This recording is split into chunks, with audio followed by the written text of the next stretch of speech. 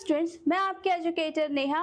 Welcome to our channel RT life sciences. तो हमने last lecture में डीएनए रेप्लिकेशन स्टार्ट किया। हमने देखा डीएनए रेप्लिकेशन की इम्पोर्टेंस को, डीएनए रेप्लिकेशन के सिग्निफिकेंस को भी जाना, प्रोकैरियोट्स एंड यूकैरियोट्स में डीएनए रेप्लिकेशन किस फेज में होता है इससे भी जुड़ी बातें की। इसके अलावा हमने उसकी फंडामेंटल प्रॉपर्टीज को स्टार्ट किया। ठीक है, फंडामेंटल प्रॉपर्टीज में हमने फर्स्ट प्रॉपर्टी जो पढ़ी थी वो थी 80 rich reasons for origin of replication. ठीक है, for site of origin of replication, यानी कि जो रेप्लिकेशन स्टार्ट होता है वो जो लोकेशन होती है वो 80 रिच रीजन्स होते हैं। 80 रिच रीजन्स क्यों बोले थे मैंने?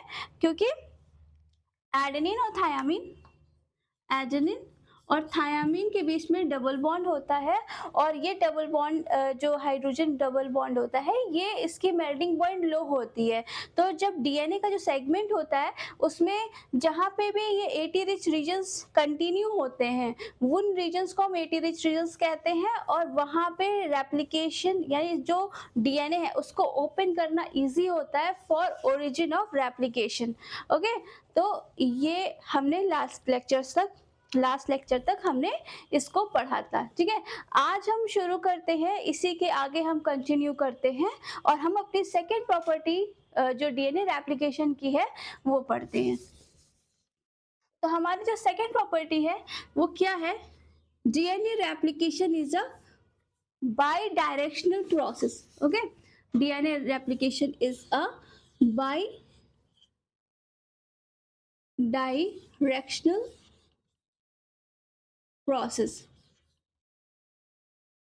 अब इसका क्या मतलब हुआ कि बाई डायरेक्शनल प्रोसेस? तो हमने जैसे आपको बताया था कि ये डीएनए है और यहाँ से ये ओपन हो गया इस तरीके से रेप्लिकेशन के लिए।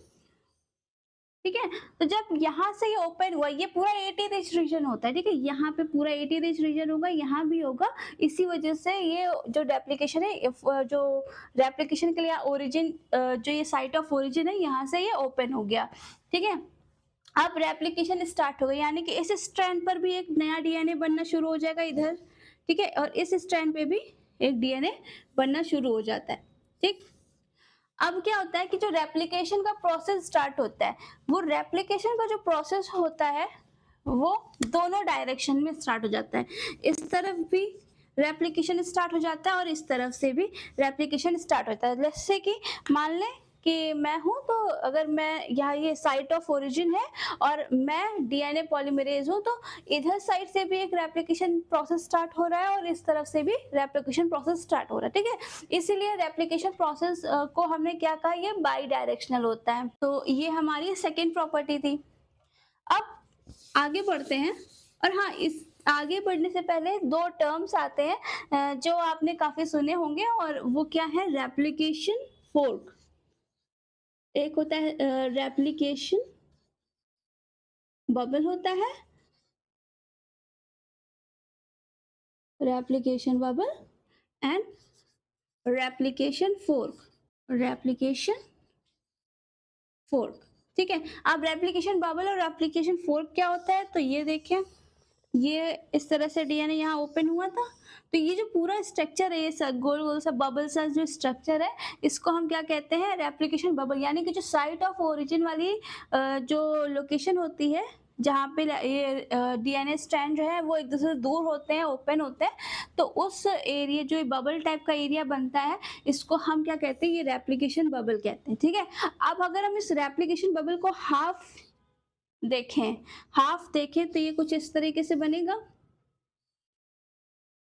ओके, तो ये हाफ जो पार्ट होता है इस रेप्लिकेशन बबल का, इसी को हम क्या कहते हैं? रेप्लिकेशन फोर्क कहते हैं। तो जब हम डीएनए रेप्लिकेशन के बारे में पढ़ते हैं, उसकी स्टडी कर रहे होते हैं, तो हम जो है रेप्लिकेशन फोर्क में उसकी स्टडी करते हैं, क्योंकि वो हमारे लिए इजी हो जाता है उसको पढ़ना।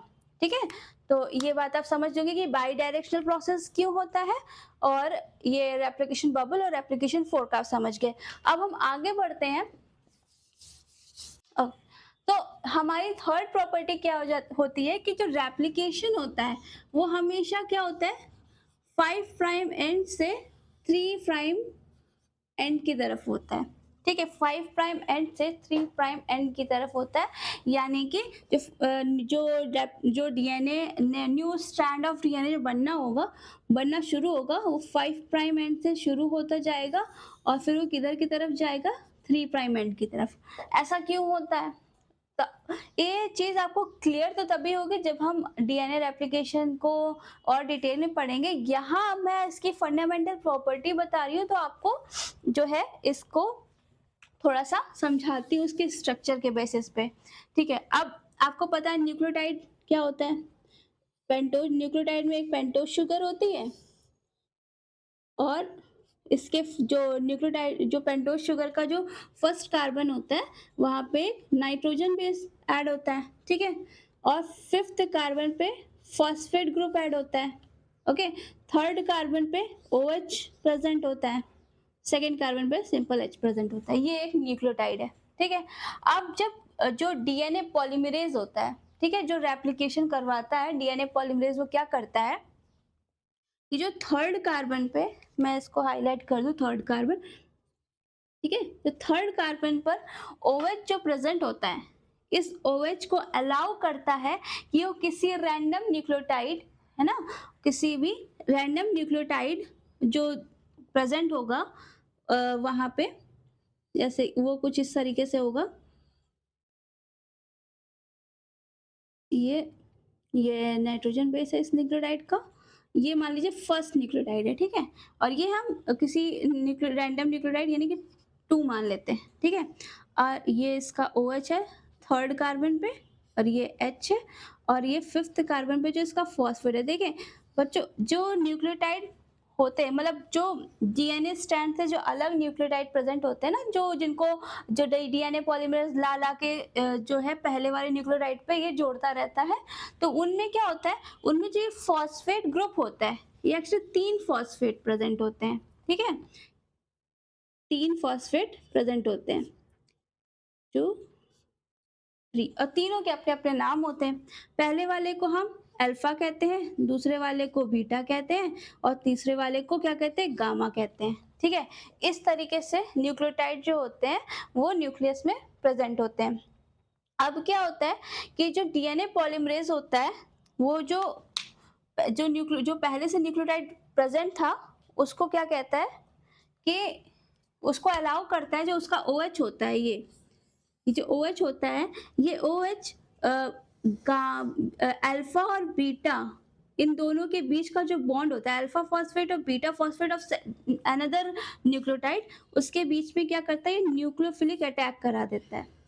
ठीक है, न्यूक्लियोफिलिक अटैक करा देता है, तो क्या होता है कि अल्फा फॉस्फेट और बीटा फॉस्फेट के बीच में क्या होता है, जो ये बॉन्ड होता है ये ब्रेक हो जाता है।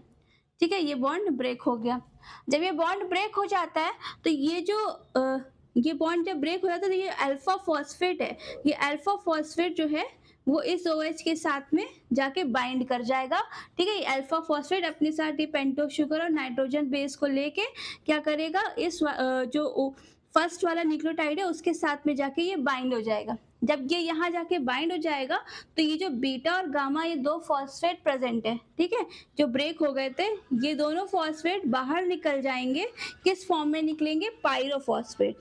ठीक है, पायरोफॉस्फेट के फॉर्म में ये दोनों फॉस्फेट निकल जाएंगे और ये जाके इसमें ऐड हो जाएगा। तो इसके बाद जब ये ऐड हो जाता है तो इसका स्ट्रक्चर कुछ इस तरीके से होता है। ये पहला वाला न्यूक्लियोटाइड था, ठीक है, ये पहला न्यूक्लियोटाइड था, ये इसके 5th कार्बन पे फॉस्फेट ग्रुप था, और ये OH था 3rd कार्बन पे, और ये H था।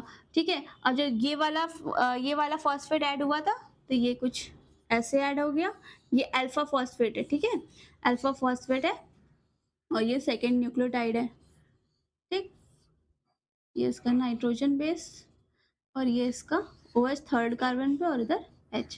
ठीक, अब क्या हुआ, ये फर्स्ट न्यूक्लियोटाइड है, ये 2nd न्यूक्लियोटाइड है। अब जब कोई 3rd न्यूक्लियोटाइड इसमें ऐड होना होगा तब भी क्या होगा कि डीएनए पॉलीमरेज इस OH को क्या करेगा, अलाउ करेगा कि वो किसी 3rd न्यूक्लियोटाइड के जो 3 फॉस्फेट है उनमें से अल्फा और बीटा के बीच में न्यूक्लियोफिलिक अटैक करवा दे और फिर अल्फा फॉस्फेट को अपने साथ जोड़ ले। ठीक है, अल्फा फॉस्फेट को अपने साथ जोड़ लेगा और फिर बाकी जो 2 फॉस्फेट बचते हैं वो पायरोफॉस्फेट के फॉर्म में बाहर निकल जाएंगे। इस तरीके से हमेशा जो थर्ड एंड होता है, ये जो थर्ड एंड होता है, थर्ड प्राइम एंड जो होता है, वो वहीं पे आके नए फॉस्फेट यानी कि अल्फा फॉस्फेट बेसिकली आके ऐड होते रहते हैं। ठीक है, तो हमेशा नए न्यूक्लियोटाइड को जोड़ने के लिए हमें ये फ्री OH एंड की ज़रूरत होती है, फ्री OH एंड की ज़रूरत होती है। ठीक है, ताकि ये OH एंड जो है ये न्यूक्लियोफिलिक अटैक करे नेक्स्ट न्यूक्लियोटाइड के अल्फा बीटा फॉस्फेट के ग्रुप में। अगर ये फ्री OH एंड नहीं होगा तो हम न्यूक्लियोटाइड को जोड़ नहीं पाएंगे। ठीक है, तो कोई न्यूक्लियोटाइड जुड़ नहीं पाएगा।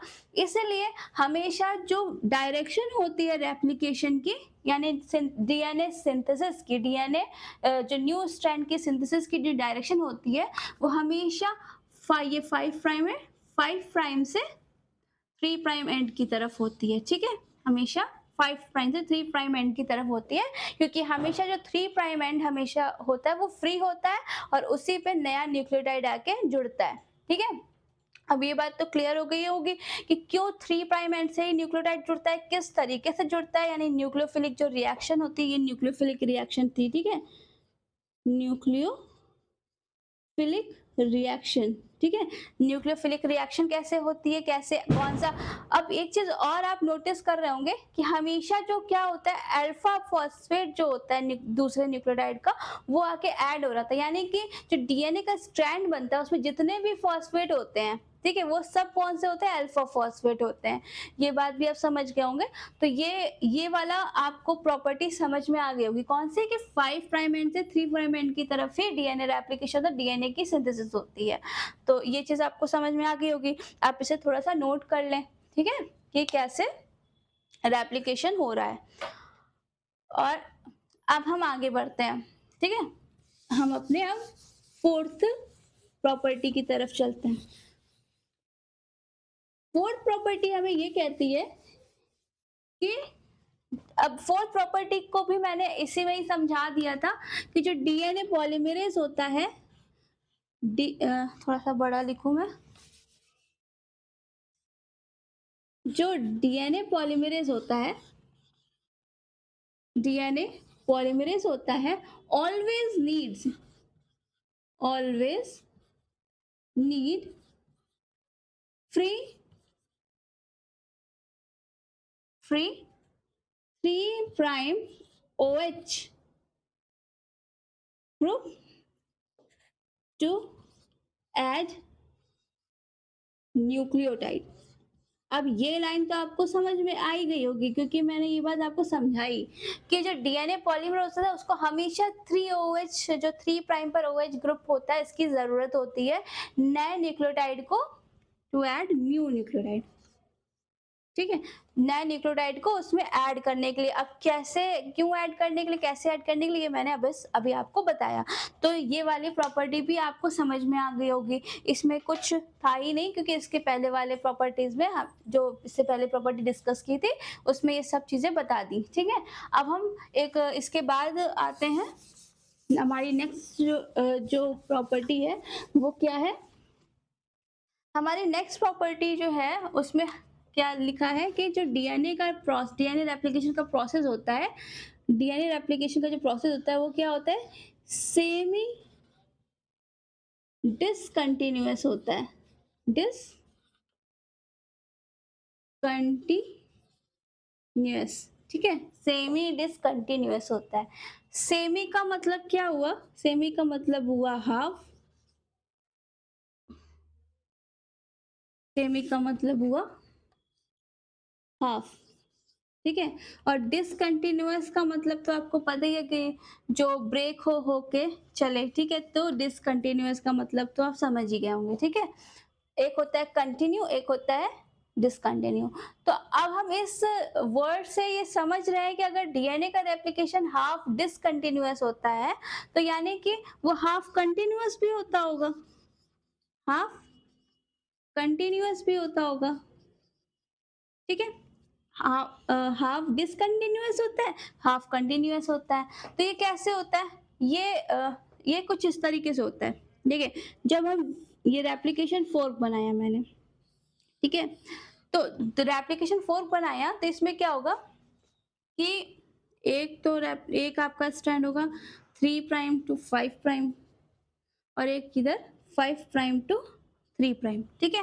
और हमने आपको बताया था कि जो रेप्लिकेशन होता है वो हमेशा क्या होता है 5 प्राइम टू 3 प्राइम बनेगा। तो अगर यहाँ पे 5 प्राइम एंड है तो इसके ऊपर जो भी नया स्ट्रैंड बनेगा उसका ये क्या होगा, ये 3 प्राइम एंड होगा और वो इस तरफ की तरफ बढ़ेगा। तो ये उल्टा पड़ रहा है ना। तो ये हमेशा क्या होता है कि जिस स्ट्रैंड में 3 प्राइम टू 5 प्राइम जो टेम्पलेट होता है उसके ऊपर जो नया स्ट्रैंड बनता है वो क्या होता है, वो इधर से स्टार्ट होता है, वो यहाँ से स्टार्ट होता है, ठीक है। यहाँ पे अब इधर ये भी आप अगर ये 3 प्राइम एंड है तो इसको भी हम 3 प्राइम एंड मान सकते हैं। अब इसके ऊपर स्टार्ट होगा तो यहाँ पे क्या होगा, यहाँ पे 5 प्राइम एंड होगा, फिर यहाँ 3 प्राइम एंड आएगा, ठीक है। फिर ये आगे फिर से यहाँ पे 5 प्राइम एंड हो जाएगा और फिर यहाँ पे 3 प्राइम एंड होगा, ठीक है। तो ये क्या होगा, इस तरह से पैचेस में आगे बढ़ेगा। इस वाले स्ट्रैंड पे ये जो रेप्लिकेशन प्रोसेस है वो पैचेस में बढ़ेगा आगे। और जब ये वाले स्ट्रैंड की बात आ जाती है तो यहाँ पे 5 प्राइम एंड है तो यहाँ पे क्या बनेगा,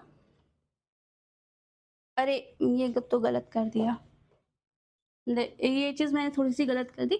यहाँ पे क्या है, ये 3 prime end to 5 prime end था तो यहाँ पे ये 5 प्राइम टू 3 है, ठीक है, ये बात है।